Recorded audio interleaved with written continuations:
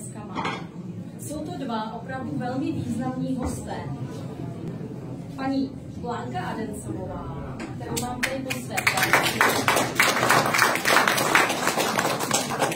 Je to akademická malířka a je to sklářská výtvarnice. Věnuje se několika druhům umění, ale v tom skle je naprosto výjimečná. A pro galerii je velkou ctí, že ji tady máme, protože to je opravdu sklářská designérka světového věhlasu.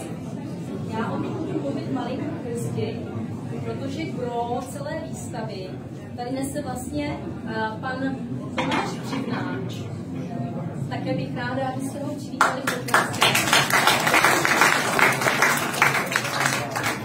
Pane Přivnáč, já jsem si dovolila ho označit za renesančního umělce, renesančního člověka.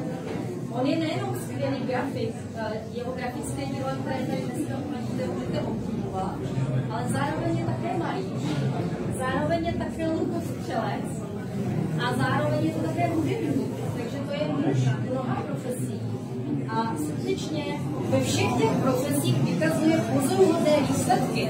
Není to jenom tak, že by si zastřelil rád z luku, ale je to několikanásobný mistr České republiky po střelbě.